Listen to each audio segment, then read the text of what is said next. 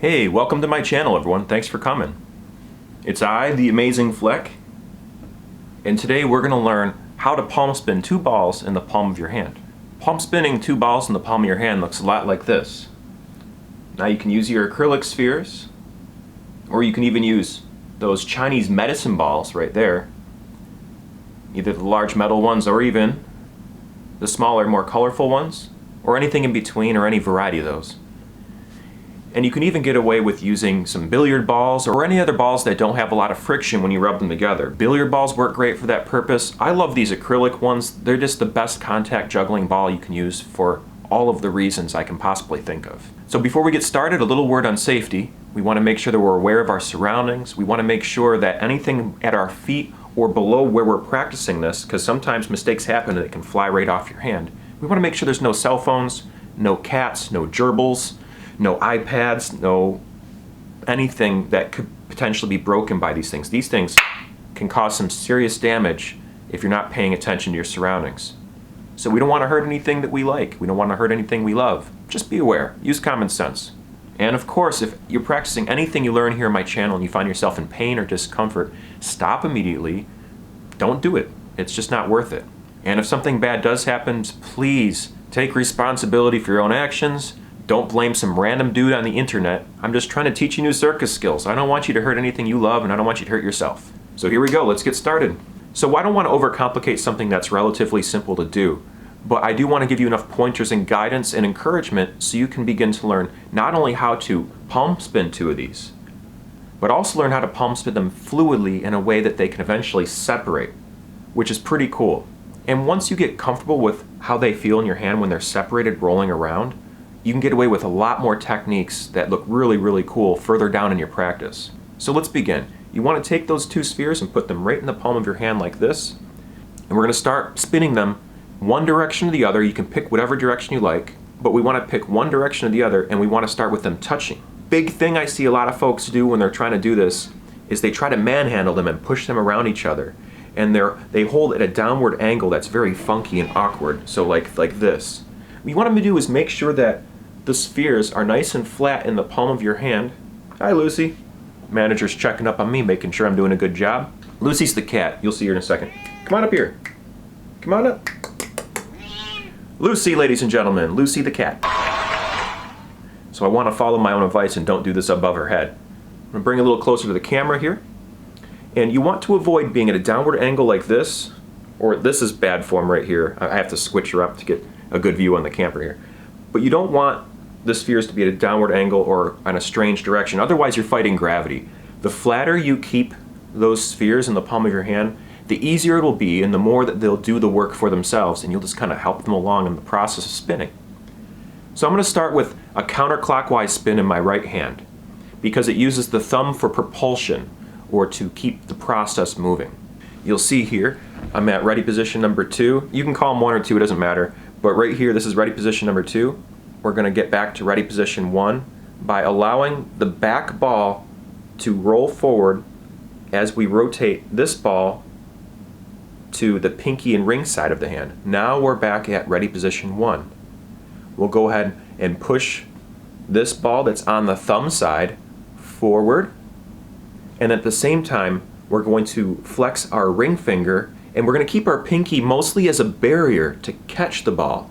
We want to do a lot of the propulsion with the ring finger when we're going counterclockwise. So you'll push that ball back. It doesn't take much effort either, as you are pushing forward with your thumb at the same time. And voila, we're back at ready position number 2. And then once again, rotate that ball until it gets to the pinky and ring finger in the front, and you'll notice that the one in the back will roll naturally into the thumb and forefinger back to ready position 1. The key is to, once again, not fight gravity, but allow gravity to work for you. We all have a different palm of our hand with different cartography on it. Some people have really, really thick fingers that are muscular, and some people have a lot of muscle or a lot of padding in this area, or the meat of the thumb of the palm of the hand. Whatever you got, you just have to learn for yourself. You pick one direction or the other, and you just kind of allow them to rotate around each other one direction or the other. And the key is repetition. The more you relax your hand, and most importantly, keep that plane flat as you possibly can, maybe angled downwards or upwards depending on the cartography of your hand to allow gravity to help facilitate that motion.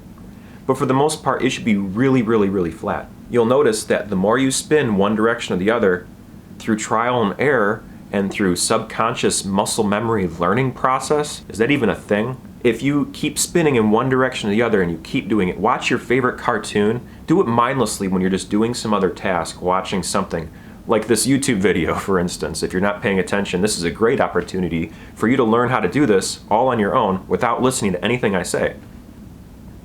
Yeah, so we're going to teach you how to teach yourself through this whole process of trial and error, and to keep trying and keep trying and keep trying. And don't let the failures ever bother you. So you keep spinning in that one direction in your hand,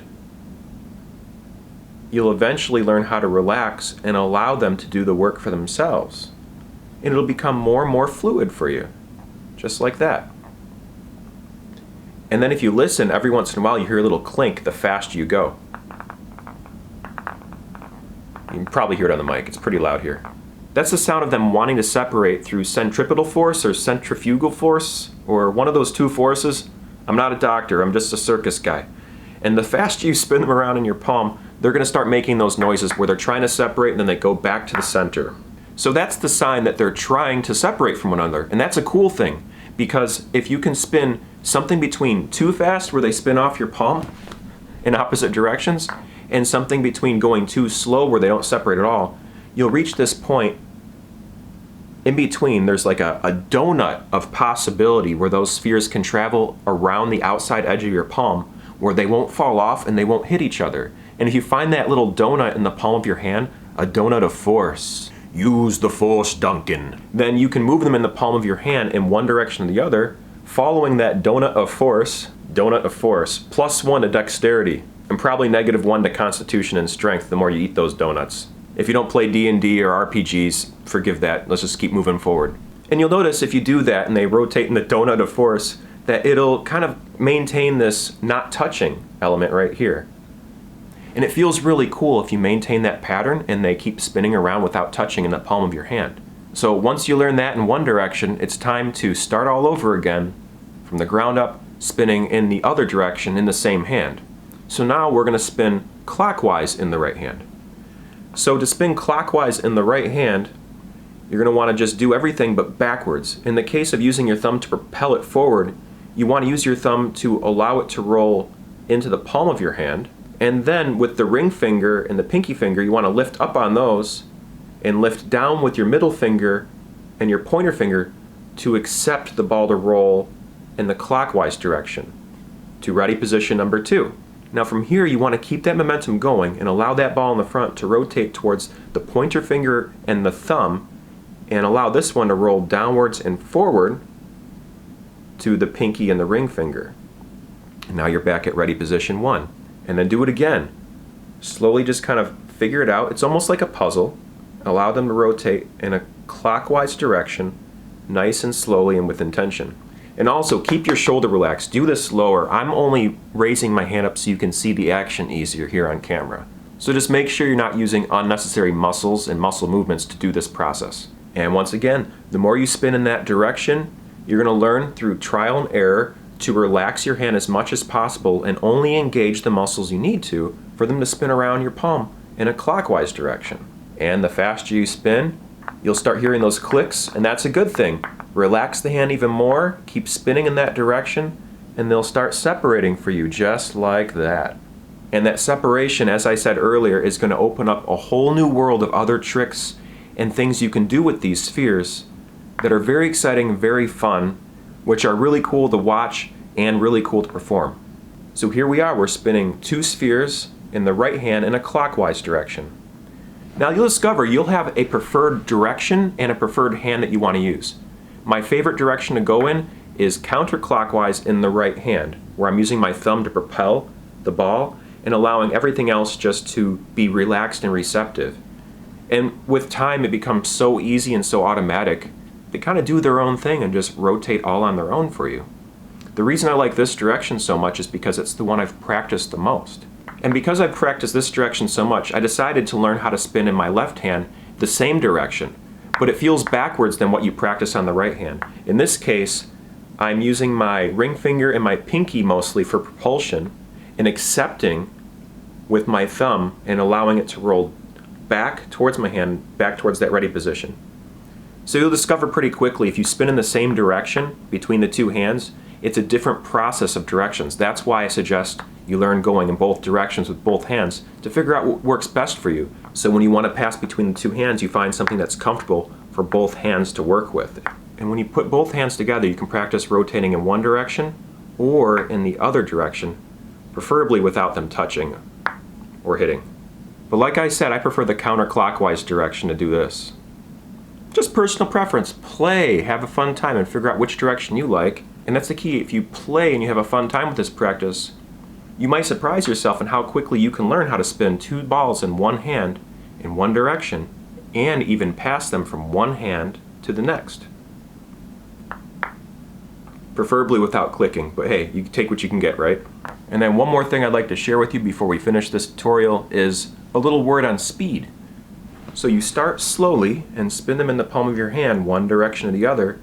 The more speed you add, the more they separate. And then once they separate and spin without touching, that's where the magic happens. But now if you really want to challenge yourself even further, you can practice by spinning them without touching as slow as you possibly can. And this takes a lot of skill and a lot of time and patience. I don't think I can go much slower than this without the pattern looking smooth. That's where the magic really pops in contact juggling, is not with this fast speed stuff and spinning around, see how fast you can go. It's about how slow and controlled you can keep those spheres. That really makes it look magical and really beautiful. Now I wish I took this advice myself 20 years ago when I first started, because I thought, yeah, speed looks really good, it provides more stability with what you're performing. But really though, my favorite things to watch other contact jugglers do are very slow, calculated, graceful movements where it really demonstrates their ability to control that ball. Because yeah, with speed comes stability, but if you can move slow and still keep it stable too, that's when you really achieve mastery. So there we have it, folks. I think I've maybe made this one a bit too long, but we're going to cut it short right about now. Thanks very much for stopping by and watching my tutorial. I really hope it's helpful for someone out there. If it's helpful for one person, it means the world to me. If it's helpful for a bunch of people, yes! And that's what I'm going for. I'm trying to help you level up your circus and flow art skills. So if you haven't subscribed to my channel, maybe now's a good time to consider doing that. Go ahead and hit the button, maybe give me a thumbs up, and share this video with anyone else you think might get a benefit out of watching. Please also know that I have a playlist section where I have a bunch of different videos organized in different ways. I post daily here on YouTube, at least for the year of 2021, and I could be all over the place with my daily posts. So I tried to fix that by organizing these different posts in the playlist section.